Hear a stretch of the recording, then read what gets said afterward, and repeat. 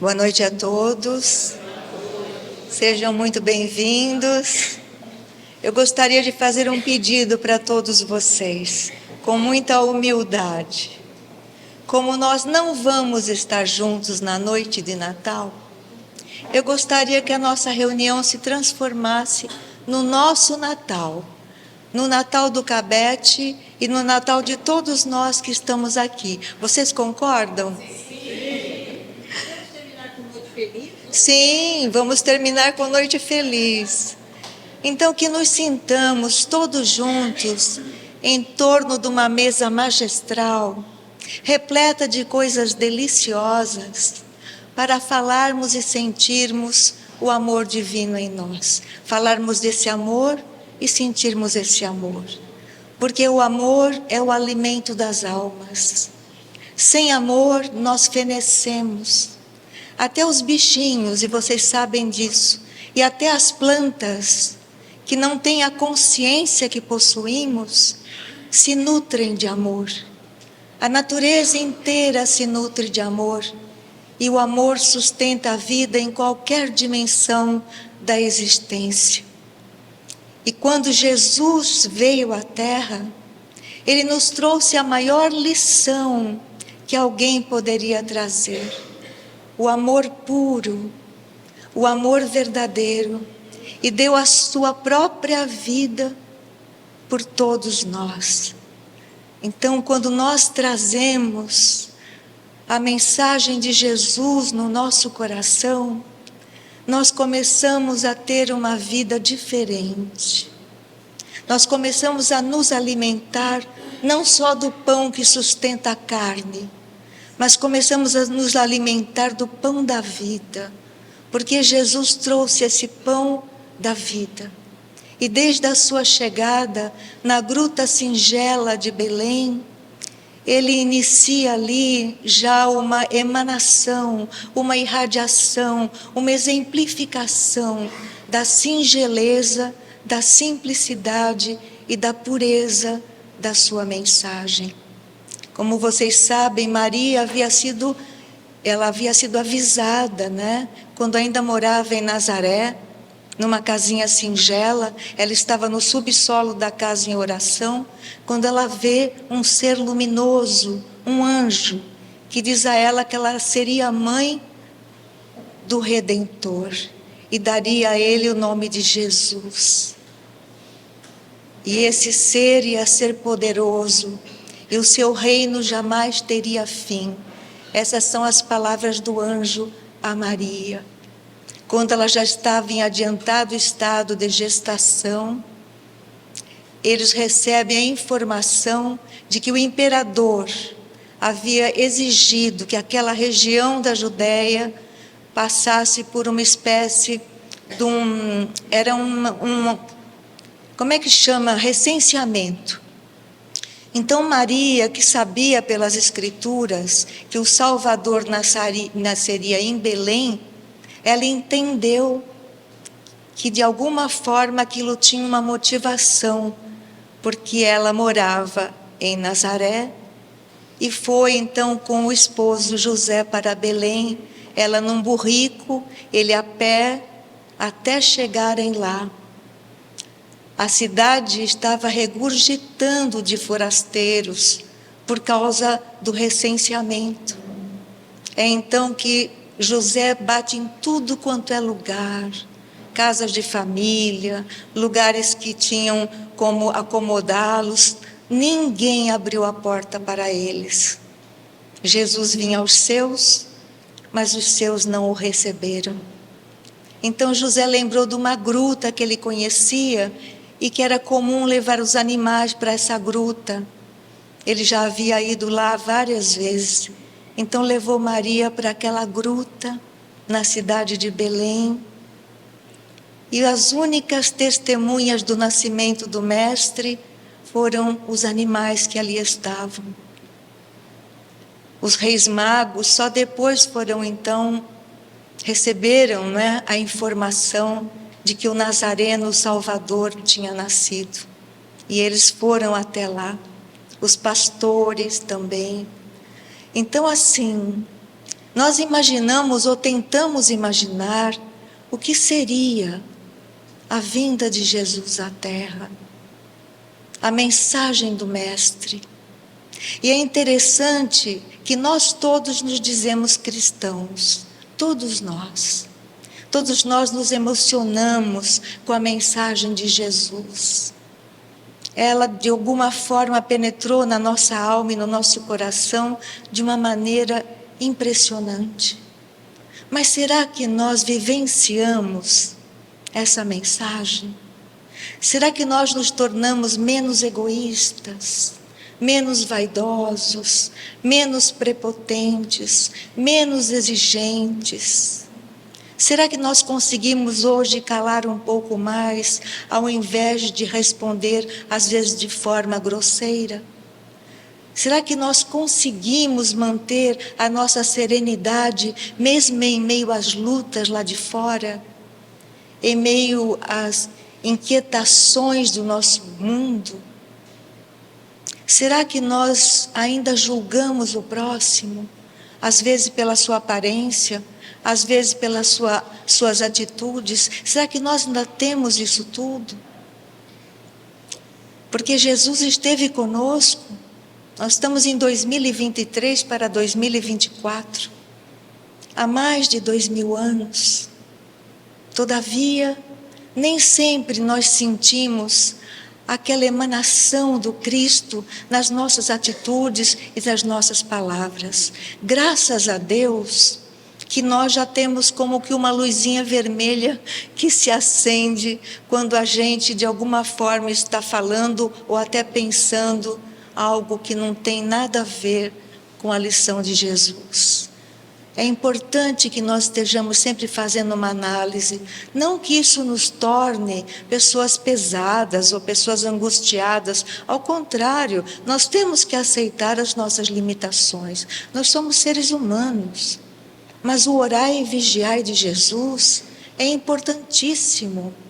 O orai e vigiai é um aconselhamento para todos os dias e para todas as horas. Orar para nos colocar numa sintonia mais elevada e vigiar para que nós possamos, de alguma forma, errar menos e aceitar mais. Os seres humanos, na maioria deles, entre os quais evidentemente me incluo, o que eles mais precisam é de acolhimento. Quando uma pessoa precisa de ajuda, ela não necessita de críticas, ela não necessita que você, de alguma forma, a coloque numa situação de carência, em que ela vai ter que aprender, que, enfim, fazer muitas coisas. Não é por aí que você consegue chegar no coração de alguém e ajudar. É primeiro acolhendo aquela pessoa. Há muitos anos atrás, eu fui procurada por uma moça que vinha abrir o coração comigo. Eu estava no centro e ela chegou para mim e disse: Sueli, você vai me julgar? Aí eu falei: minha filha, quem sou eu para julgar? E ela disse: mesmo que eu te conte que eu matei alguém? Quando ela falou isso, eu fiquei um pouco preocupada, por ser cúmplice, enfim, alguma coisa assim. Aí eu acho que ela percebeu que eu fiquei tão angustiada, que ela falou: não matei ninguém, não. Eu acho que ela quis me levar para o máximo, para depois contar então o que ela queria contar. Mas olha como as pessoas temem o julgamento umas das outras, não é? Como se algum de nós pudesse julgar. Jesus nunca julgou ninguém. Ele perdoou a todos, sem distinção. Quem somos nós para, de alguma forma, colocar uma barreira entre nós e o outro, porque o outro falhou? É claro que nós precisamos ser prudentes. A prudência, ela é uma qualidade importantíssima do ser humano. Quando você é prudente, você evita muitas dores. Por exemplo, quando você atravessa uma rua, você não vai atravessando sem olhar para os lados. Então você olha para os lados para atravessar em segurança. Imagine na nossa vida. A prudência tem que vir na frente de tudo. Agora, uma coisa é a prudência, outra coisa é o excesso. Todo excesso é doença. Todo excesso. A comida nos faz bem. Se nós exageramos, o excesso nos torna doentes. Podemos também tomar o nosso vinho, Jesus, não é? Nas bodas de Caná, ele transformou a água em vinho, ou seja, o vinho é o símbolo da alegria da família.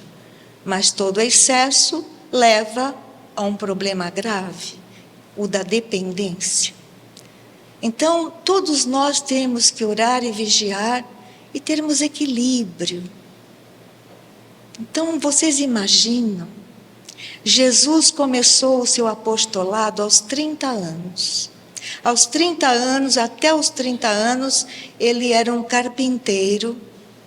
E aos 30 anos ele começa o seu apostolado. O seu primeiro milagre é justamente nas bodas de Caná. Maria, sua mãe, chega a ele e diz: filho, acabou o vinho. E é então que ele pede para as pessoas que estavam ajudando colocarem várias jarras com água pura. E ali ele estendeu as mãos sobre as jarras de água e transformou aquela água num vinho espetacular, maravilhoso. Porque era comum o melhor vinho ser deixado para os primeiros momentos da festa, e quando as pessoas já estavam mais para lá do que para cá, por terem bebido muito, eles ofereciam o vinho barato, porque a pessoa nem chegava a sentir muito gosto. E aí, quando as pessoas sentiram o gosto do vinho, do milagre de Jesus, falaram para o dono da casa: você deixou o melhor vinho para o fim? Ou seja, ainda conseguiram sentir o sabor espetacular daquele vinho, né? Eu não sou de tomar vinho, mas esse eu ia querer um pouquinho. Então, meus irmãos, 3 anos de apostolado. Começou aos 30, foi crucificado aos 33 anos. Em 3 anos de apostolado, numa região humilde da Judéia, Jesus transformou o mundo. E nós contamos o nosso tempo antes de Cristo ascer, depois de Cristo descer. Com 3 anos apenas, naquela região tão esquecida da Judéia, Galileia. Ali ele operou milagres extraordinários que até hoje nós ficamos assim embevecidos quando lemos os evangelhos. Começou transformando água em vinho, mas limpou leprosos. Devolveu a vista a cego de nascença. Fez vários paralíticos andarem. Chamou Lázaro de volta à vida. Ou seja, que homem é esse? Que homem extraordinário que nós nem conseguimos definir. E ele mesmo disse que estaria conosco até a consumação de todos os séculos. E onde 2 ou mais se reunissem em nome dele, ali ele estaria presente no meio deles. Algum de nós duvida que ele está hoje aqui, agora? Porque nós estamos reunidos em nome dele. E cada um de nós deve, de alguma forma, realizar em si o Cristo. Jesus chama Jesus Cristo porque ele realizou o seu Cristo interior. Mas todos nós temos um Cristo interior, por sermos filhos de Deus. Mas a maioria de nós ainda faz o trajeto do ego humano. O ego humano, ele é repleto de limitações. E nós estamos muito mais no ego do que no eu divino. Procure o seu eu divino. Silencie por alguns segundos. Entre em oração. Medite um pouco. E peça que o seu eu divino venha à tona. E o ego se desfaça aos poucos. Ele não vai se desfazer de uma hora para outra, mas faça esse exercício. Alguns segundos do seu dia, entre em comunhão com o seu grande eu, com o seu eu divino, e sinta a energia crística envolvendo você do topo da cabeça até os pés. Ah, irmãos queridos, se nos dessemos conta do potencial que temos todos nós por sermos filhos do Altíssimo, nós seríamos seres muito mais felizes e esse pão da vida estaria sempre nos alimentando. Jesus é o maior símbolo disto tudo. Então, como eu estava falando, ele conseguiu em 3 anos de apostolado mudar o mundo. E até hoje nós estamos tentando realizar aquilo que o Cristo nos trouxe. E nesse Natal, como em tantos outros, esse Natal que a gente está comemorando hoje aqui, com a graça de Jesus e com a aquiescência de todos vocês, que nós possamos sentir a vinda do Mestre, a beleza daquela cena, Jesus junto de Maria e José. Ele realmente veio em Belém, como as Escrituras diziam. Por causa do recenseamento, eles viajaram, estavam ali, naquele lugar. Os anjos cantando, e os pastores vendo os anjos que avisaram que o Redentor tinha vindo à terra. E depois os pastores o visitaram. O maior de nós nasceu numa gruta, diante dos animais, visitado pelos pastores que ali estavam. Então é importante nós fazermos uma reflexão. É natural que todos nós busquemos muitas realizações. A profissão, a casa própria, as questões naturais de você ter uma vida digna, serena, com segurança, tudo isso é abençoado. O nosso problema é o excesso. Quando existe apego demais, exigência demais, quando nós inclusive ficamos desconfortáveis quando o outro alcança isso, alcança aquilo e você não, quando você fica desconfortável com isso é doença para nós. É enfermidade. Nós devemos ficar felizes quando o outro alcança aquilo que sonha. Nós devemos ficar alegres por ele. Nós devemos até nos emocionar por ele alcançar aquilo. E não ficar desconfortáveis com isso.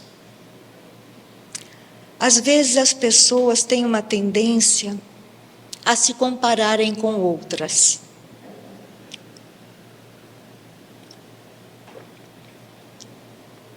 Toda comparação é doentia.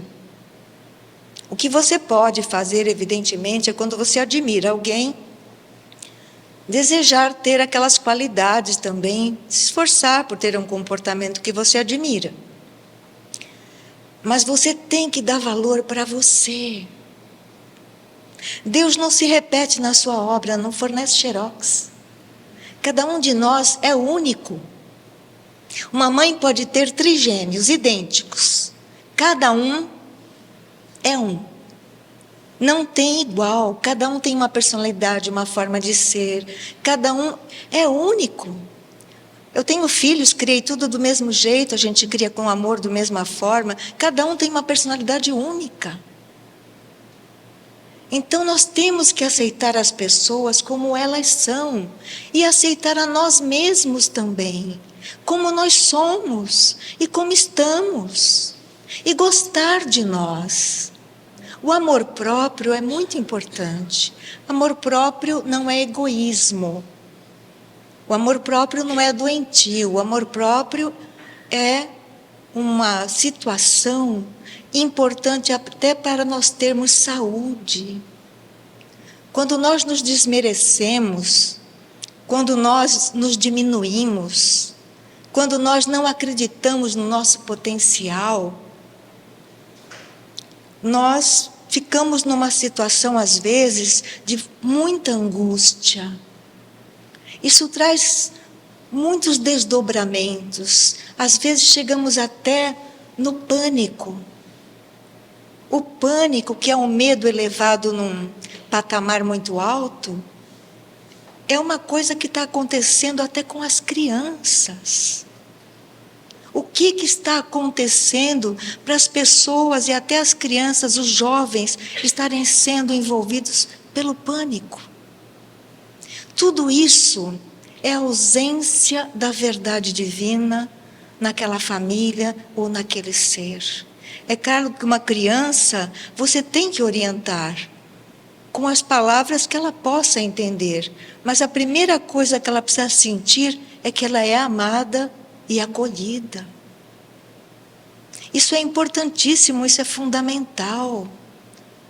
Quando uma criança se sente amada e acolhida, ela geralmente, na maioria dos casos, só em exceções muito raras, ela se transforma num ser humano completo. Não é perfeito, porque nós todos somos perfectíveis, não perfeitos, mas um ser humano completo em si mesmo. Eu me lembro que o meu grande sonho de vida era ser bailarina. Vocês não sabiam disso? Eu adorava balé, eu ficava vendo televisão até tarde, aqueles balés russos, aquelas bailarinas espetaculares. Mas meus pais eram muito singelos, eles não tinham recursos. Mesmo assim, a minha mãe fez um sacrifício danado, me colocou numa escola de balé do Décio Stuart, que naquela época era muito conhecido aqui em Santos, né? E com muita dificuldade pagaram para eu ir nas aulas de balé. E aí foi a primeira apresentação de balé do meu grupo. Então, como a mamãe não tinha como pagar para a fantasia que eu ia usar ser feita lá no ateliê do Décio, a mamãe que fez, que ela costurava muito bem, mas fez muito, muito bonitinho, era tudo igual às outras meninas, enfim, eu estava assim no auge. Aí chegou a noite, né, da apresentação. Só que quando a gente entra em cena, fica uma luz imensa em cima da gente, e a plateia fica escura. E eu não via meus pais. E aí eu comecei a procurar. Conclusão, não dancei nada. Dancei mal, muito mal. Aí, como minha mãe sempre foi uma pessoa muito, assim, racional, direta, né? Ela falou, filha, você sai hoje da escola, porque nós não vamos mais pagar, que você não dá para isso. Gente, eu fiquei acabada. Eu fiquei acabada. Mas assim, ela tinha razão, né? Eu não podia ter me comportado assim. Mas e aí? A fixação para saber se meus pais estavam ali, se estavam me vendo, foi maior do que a minha condição de bailarina, que eu não tinha mesmo. Então, assim, meus amores, não consegui realizar esse sonho. Mas olha, gente, esse sonho aqui é muito maior do que eu querer ser bailarina. Esse sonho de estar com vocês essa noite, de estarmos todos conversando assim de alma para alma, sem limitações, sem angústias, sem preocupações, mostrando o nosso coração como ele é. Esse sonho realizado é mais do que tudo. E de alguma forma, todos nós dançamos pela vida, né? Quanto mais dançamos, melhor é. Porque a música é vida também, né? Sem música, não se vive. Então, queridos irmãos e irmãs, nesse nosso Natal, aqui dessa quinta-feira, dia 7 de dezembro, eu gostaria demais, demais, demais, de abraçar cada um de vocês bem pertinho do coração para agradecer. Agradecer de alma para alma o amor que vocês nos dedicam, o carinho que vocês nos têm, a presença de vocês aqui nesta casa. E dizer a todos que o pão da vida é exatamente esse que está nos alimentando agora. É um pão diferente. É um pão manipulado pelo amor do Cristo. E ele está sempre à nossa disposição. Basta que o queiramos. Basta que nos coloquemos numa sintonia elevada. E quando nós voltamos a Jesus para ir chegando ao encerramento da nossa fala hoje, nós começamos a perceber que o Mestre foi puro amor, o tempo todo. Ele nunca julgou, ele sempre perdoou. Até os seus próprios algozes, na cruz, depois de todo aquele horror que ele passou, ele ainda teve forças para dizer: Pai, perdoai-os, porque eles não sabem o que fazem. Ele teve aquela compaixão da nossa ignorância. Então, que cada um de nós, nessa nossa noite de Natal, faça uma reflexão. E ao sairmos daqui, nós levemos conosco, aqui dentro do coração, o próprio Mestre. Eis que estarei convosco até a consumação dos séculos. Jamais se sinta só, jamais. A solidão é uma ilusão. Nós estamos sempre envolvidos por testemunhas, muitas vezes invisíveis, mas muitas vezes também visíveis, no sentido até espiritual. E às vezes nós estamos vendo, mas não estamos interagindo. Então sempre lembro daquela senhora, né, que me contou, que chegou para o marido e falou assim: ai, querido, você nunca fala que me ama. Por quê? Aí ele falou assim: como que eu não falo? Pago suas contas, pago tudo que você gasta, isso não é amor? Mas ela queria ouvir, né, gente? Então, às vezes, o homem é muito prático e ele não percebe que ele também tem que verbalizar. Porque nós temos que entender que os nossos irmãos homens, eles também ficaram muito limitados, né? Você precisa ser macho, você precisa não sei o quê. Então, acabam limitando. A mulher já fica mais à vontade. Então, meus irmãos, se vocês não falarem eu te amo hoje, falem, ainda dá tempo. Então, queridos irmãos, é sempre bom sorrir um pouco, rir um pouco, porque é importante a gente falar o que a gente sente. A gente precisa falar que ama. A gente precisa falar que a pessoa é importante para nós. Então, nós vamos encerrando agora, rogando a Jesus o seu imenso amor. E eu vou pedir alguns instantes só, para que nós relaxemos nas cadeiras, porque a falange de cura está presente aqui conosco, e ela vai nos auxiliar nesse momento, para que nós recebamos energias curativas muito importantes para todos nós. Descontrair a sua musculatura, principalmente os seus ombros, solte bastante os ombros, a nuca, o pescoço, todo o capacete que envolve o crânio. Alise a pele da testa, a pele em volta dos olhos. Relaxe a mandíbula, a garganta por dentro.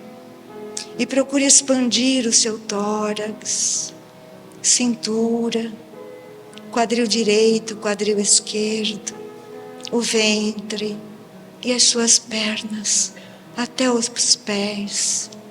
Solte, jogue fora as tensões, relaxe.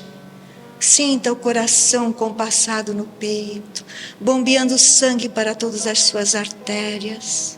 Observe a grandeza desse corpo abençoado que a natureza nos deu, que Deus nos fornece, e que nós podemos, através dele, manifestar-nos aqui no plano em que vivemos. Que recebamos agora da espiritualidade amiga aquelas energias curativas, trazidas muitas vezes até da natureza, das águas, das matas, das cachoeiras, das flores, até mesmo dos cristais de rocha. E as suas mãos voltadas para cima agora atraem toda essa energia de cura. Sinta as suas mãos ficando repletas de energia. E procure nesse instante tocar o seu corpo onde a sua intuição determinar. Toque o seu corpo. Onde você sentir vontade, onde você sentir intuição, toque. Através das suas mãos, essas energias são canalizadas para os órgãos, para a corrente sanguínea, para todas as células físicas e do corpo sutil.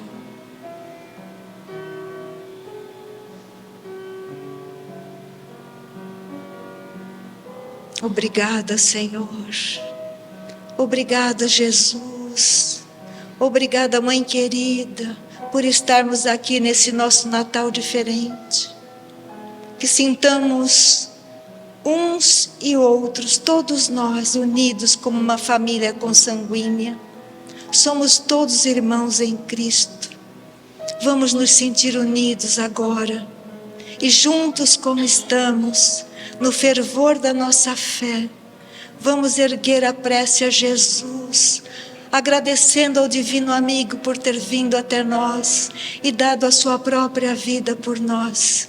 Obrigada, Senhor, que nesse Natal a terra inteira receba a tua bênção de luz, acabando com as dores das guerras, com as dores tão pungentes do ser humano ainda tão distante de ti. E com a tua oração te pedimos licença para encerrarmos a nossa humilde participação de hoje. Pai nosso que estais no céu, santificado seja o vosso nome. Venha a nós o vosso reino, seja feita a vossa vontade, assim na terra como no céu. O pão nosso de cada dia nos dai hoje, perdoai as nossas ofensas, assim como nós perdoamos a quem nos tem ofendido. Não nos deixeis cair em tentação, mas livrai-nos de todo o mal, que assim seja, graças a Deus.